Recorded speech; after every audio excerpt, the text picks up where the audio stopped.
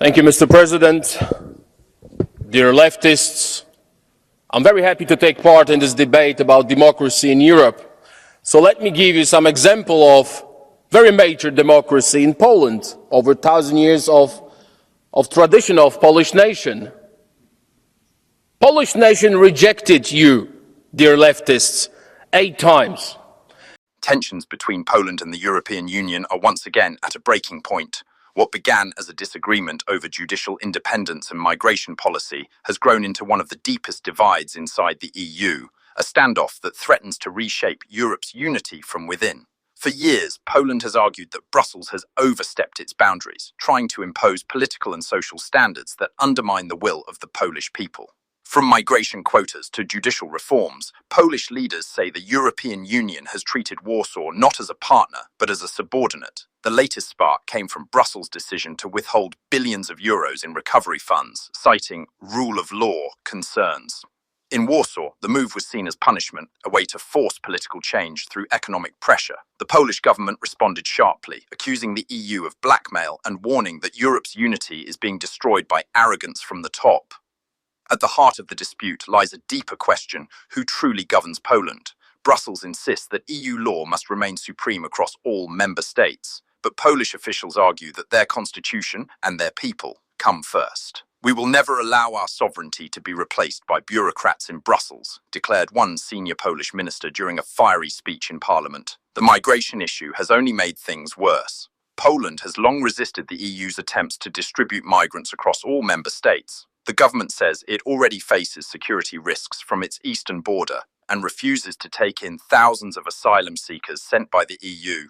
In Warsaw's view, the migration system is broken, one that rewards chaos in the Mediterranean while punishing nations that secure their borders. Public opinion in Poland reflects this growing anger. While a majority still supports EU membership, frustration is spreading, especially among younger and rural voters who see the bloc as detached from Poland's culture and priorities.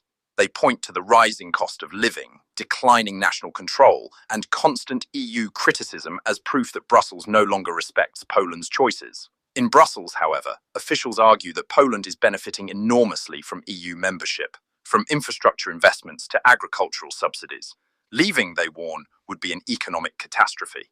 Poland's economy is tightly linked to the European single market, and any rupture could cripple trade, weaken the currency, and send unemployment soaring. Yet the warnings have done little to cool tempers. In Warsaw, government officials say they will not bow to economic threats or political intimidation. For them, defending national sovereignty is not just a slogan, it's a moral duty. The dispute reached new heights when Poland's constitutional tribunal ruled that certain EU laws were incompatible with the Polish constitution. Brussels called it an attack on the foundation of European law. But in Poland, the ruling was celebrated as a declaration of independence, a reminder that the country's destiny lies in Warsaw, not Brussels. Analysts warn that if this confrontation continues, the EU could face a slow internal unraveling, not through a single dramatic exit, but through years of defiance and disunity. Poland might not formally leave, but each clash over courts, media, and migration chips away at the idea of a truly united Europe. For now, Poland remains within the EU, but the tone is changing. Polish leaders are no longer pleading for funds or fairness, they are demanding respect and equality. Across the country, the debate is shifting from "should we obey Brussels" to "how long will we tolerate this?" The message from Warsaw is clear. Poland will stay in Europe, but only on its own terms. And if Brussels refuses to listen, another fracture could soon appear in the European project, this time from the heart of Eastern Europe.